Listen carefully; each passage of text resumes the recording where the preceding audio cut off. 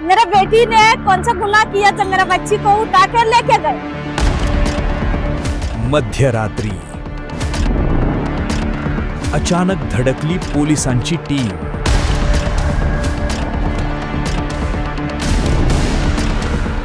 बुधवार पेठ मध्ये 600 पोलिसांची मोठी रेड।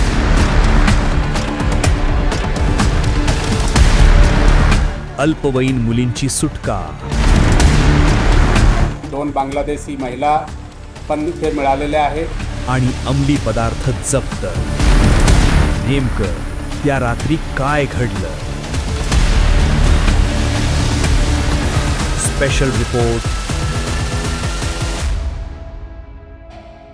पुणे हे विद्येचं माहेरघर आणि सांस्कृतिक राजधानी, पण याच पुण्याची दुसरी बाजू म्हणजे बुधवार पेठेतील बदनाम गल्ली, जिथं दिवस रात्र वेदनेचा बाजार भरतो। याच बुधवार पेठेत बुधवारी रात्री इतिहासातील सर्वात मोठी रेड पडली। त्यावरचाच हा स्पेशल रिपोर्ट। शिक्षणाचं माहेरघर आणि महाराष्ट्राची सांस्कृतिक राजधानी म्हणून पुण्याची ओळख आहे। मात्र त्याच पुण्यात एक दुसरी काळी बाजू देखील आहे। आपल्या सगळ्यांना जवळपास माहीत असेल, बुधवार पेठ या पेठेचं नाव घेतलं की ती बदनाम गली सगळ्यांच्या समोर येते। त्याच बदनाम गलीमध्ये कुठले काळे धंदे चालतात, बेकायदेशीर गोष्टी कुठल्या चालतात, यावर करडी नजर पोलिसांची असते। आणि तशाच प्रकारची नजर गेल्या बुधवारी पोलिसांनी ठेवली आणि सर्वात मोठं कॉम्बिंग ऑपरेशन केलं। बुधवार पेठ या परिसरामध्ये एक चांगली कॉम्बिंग ऑपरेशनचे आयोजन करण्यात आलं। याच्यामध्ये 3 DCP, 8 ACP, 22 PI, 55 अधिकारी आणि 600 कॉन्स्टेबल्स असा समावेश करण्यात आला।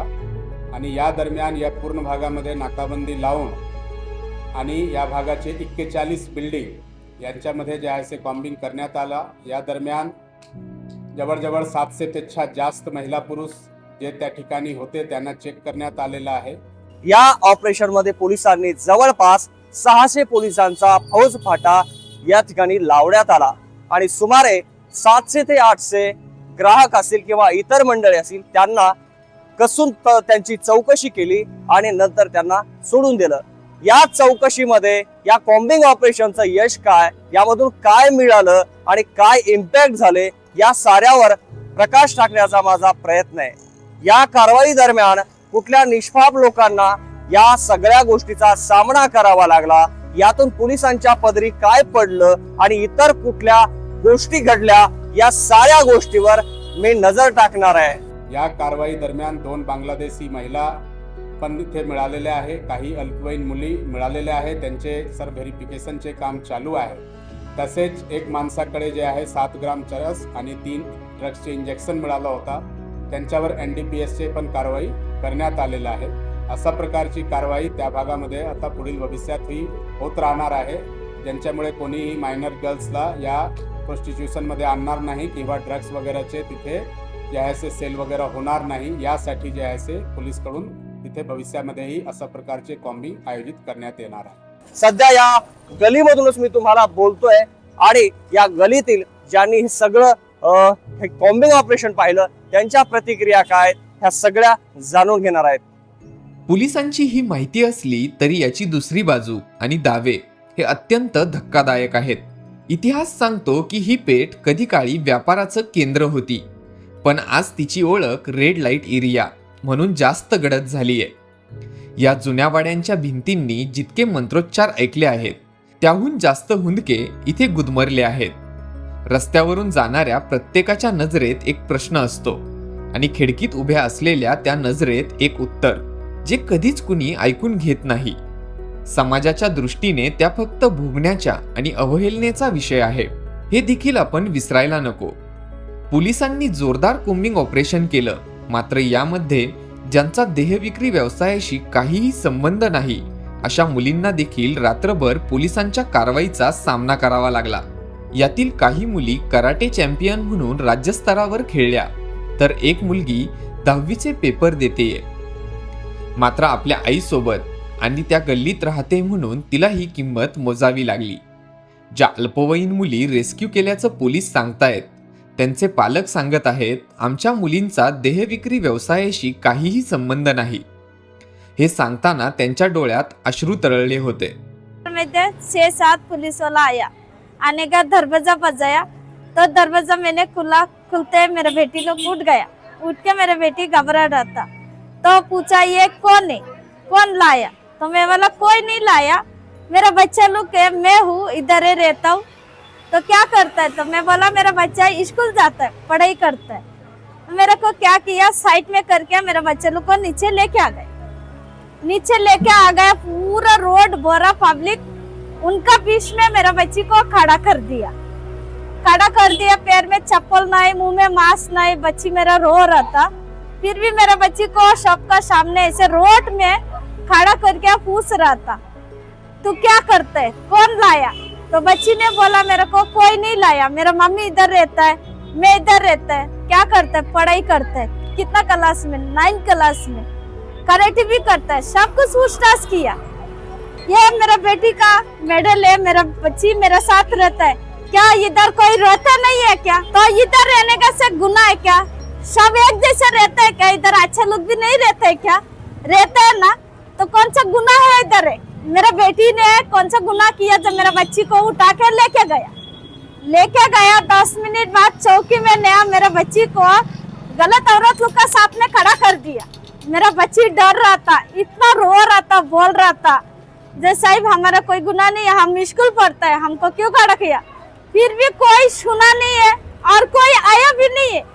सुबह रात को 1 बजे से लेकर सुबह 7 बजे तक मेरा बच्ची को वो औरत लोग का बीच में खड़ा करके रख दिया.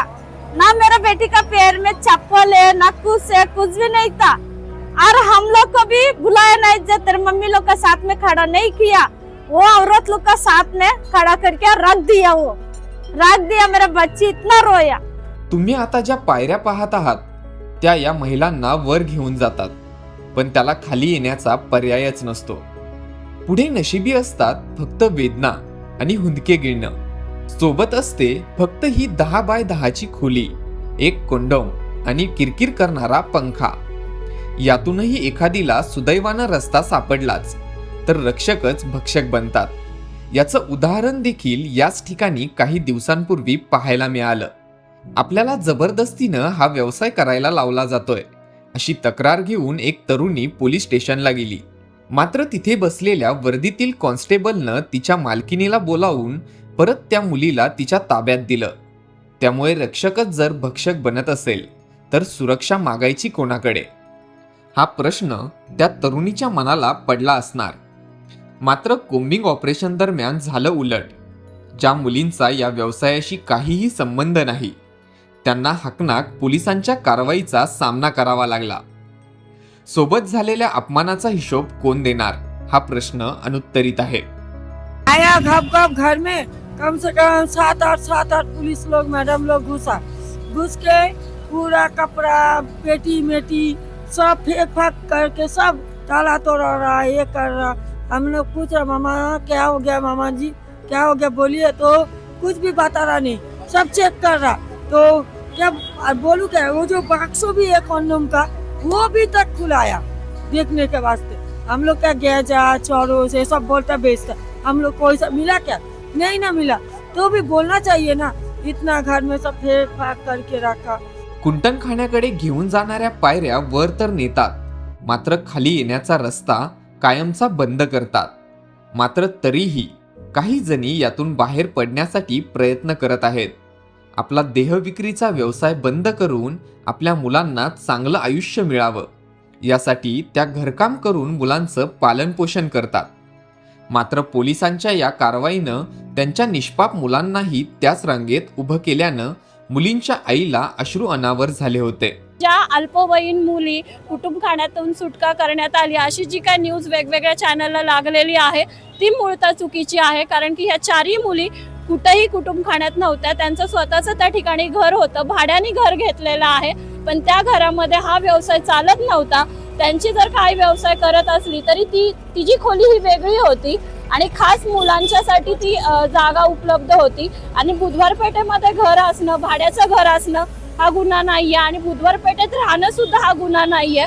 मग हा जो सिग्मा आहे की बुधवार पेठ आणि वाईट देहविक्री व्यवसाय, तर हा सिग्मा कुठेतरी पुसायला पाहिजे आणि समाजाच्या ह्याच्यामध्ये जर का आपण त्या लोकांना आणण्याचा प्रयत्न करत आहे, प्रशासन प्रयत्न करत आहे, तर आपणच त्यांना लांब का टाकतोय. आणि त्या दिवशी जी घटना घडली होती त्यावेळेस प्रचंड पोलिसांचा ताफा या ठिकाणी आला होता, जो कधीच आम्ही बघितलेला नव्हता. किती ताफा होता? जवळजवळ 3000 पोलिसांचा ताफा या ठिकाणी होता आणि चारी बाजूंनी नाकाबंदी करण्यात आली होती. प्रत्येक घरामध्ये जाऊन ते दरवाजा उघडण्याचा प्रयत्न केला गेला आणि त्या ठिकाणी त्या घरामध्ये अंमली पदार्थ आहेत का, ह्या वस्तू आहेत का, ह्या बघण्याचा ट्रेस करण्यासाठी प्रयत्न करण्यात आला होता. पण अंमली पदार्थ ह्या भागामध्ये तर सापडलेले नाहीये. बाहेर सापडला असेल कदाचित, पण ह्या भागात जी घरं होती त्या ठिकाणी अंमली पदार्थाचं काहीच सापडलं नाही. 4 अल्पवयीन ज्या मुली पोलिसांनी ताब्यात घेतल्या, त्या मुली ज्या आहेत त्या शाळकरी मुली आहेत. 4ही मुली शिक्षण घेतात, ते वेगवेगळ्या शाळेमध्ये जातात. त्याच्यातली एक सर्वप्रथम मुलगी आहे, तिचं 10वीचे पेपर चालू आहेत. तर त्यामुळे हे कुठंतरी चुकीचं घडलं आम्हाला असं वाटतं. आणि आम्हाला एक आग्रह केला होता की मेडिकलसाठी त्या मुलींना घेऊन जायला पाहिजेत, मात्र त्यांच्या आईकडून विरोध झाला. तर तो का आणि पुढे मेडिकल झालं का? पुढची काय अपडेट?